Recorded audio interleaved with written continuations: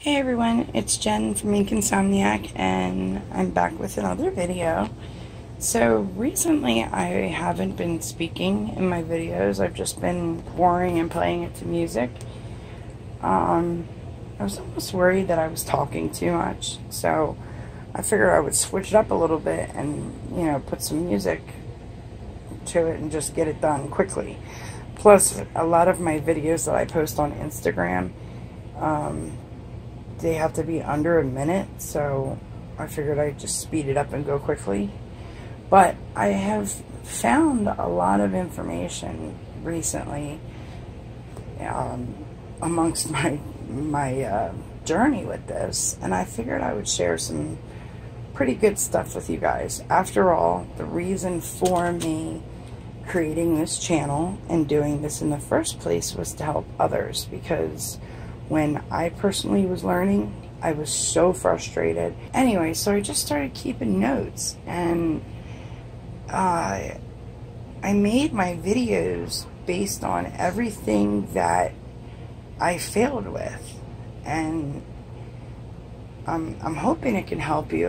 My pouring medium recipe that I have been using is Liquitex pouring medium, okay?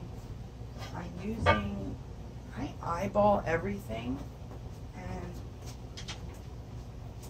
I'm going to do a video of me mixing my newer pouring medium recipe because it's just really hard to explain it in detail. But yeah, I get it by the gallon. There's really no, I mean, you can get the small bottles, but I went through this small 8-ounce bottle in 2 days. You know what I mean? It's not enough. And the gallon is so much cheaper for the amount that you're getting.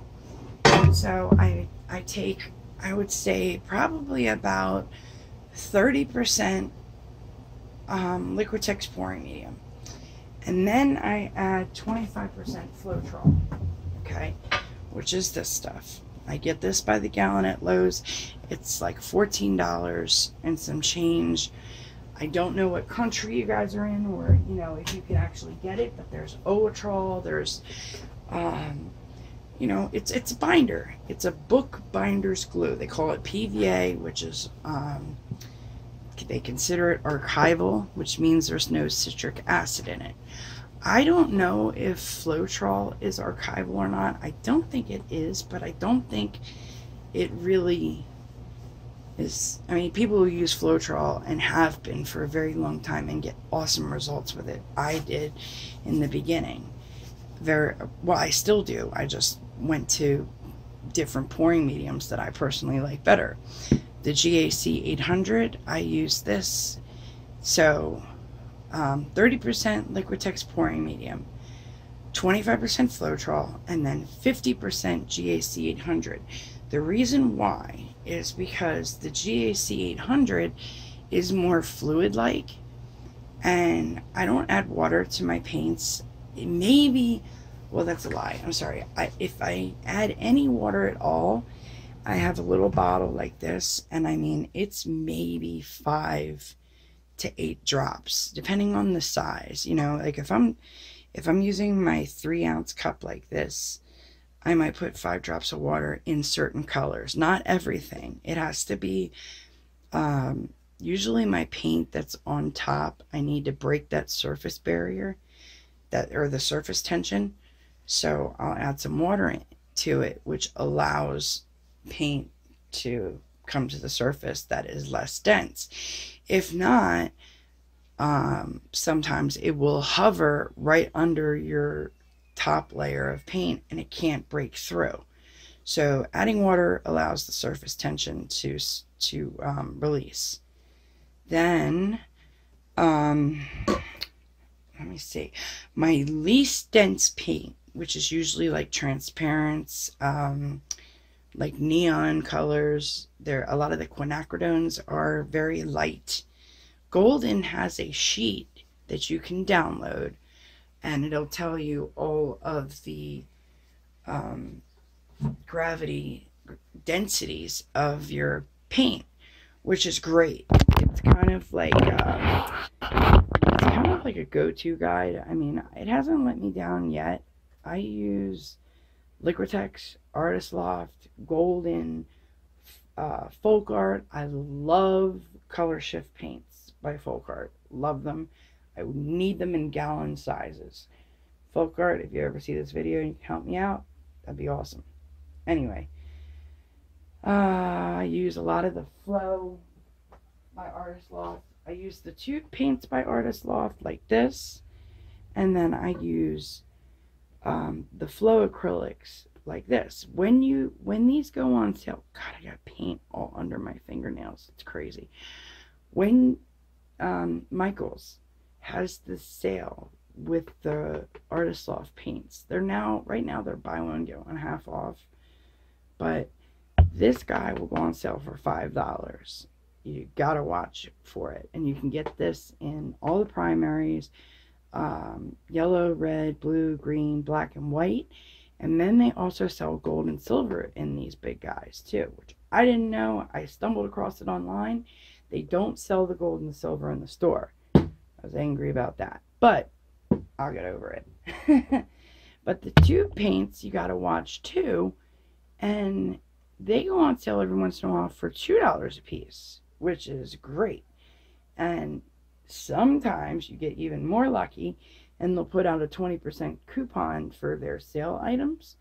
You add 20% on top of that. Now you're up to $1.80 a tube. That's fantastic for me. Okay, yeah. So, oh, and on the side, right here. Okay, see how that square is totally blacked in? This particular paint it's aqua green. It's opaque.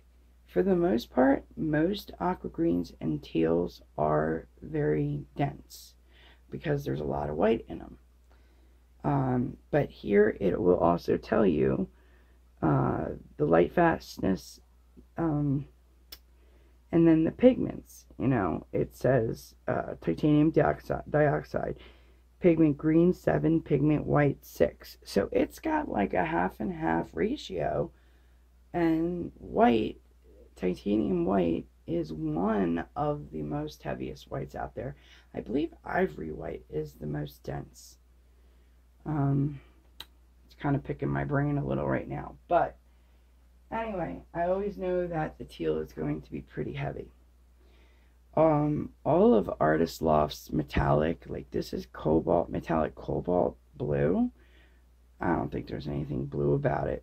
I see green or turquoise, and anyway, whatever. But so, you know, I usually keep that in mind. If I'm going to have all opaque paints, they're all going to be very heavy. So if you're like, I do a lot of density pouring. I'll do you know, some heavy bodied, some soft bodied, some fluid like acrylics, like you know, golden fluid acrylics, or the high flows. The high flows, you got to be careful though, because it can cause your cells to distort very quickly and easily. That's why I like the GAC 800. But Golden also suggests, if you're using a heavy bodied paint, to use GAC 100 instead of the 800.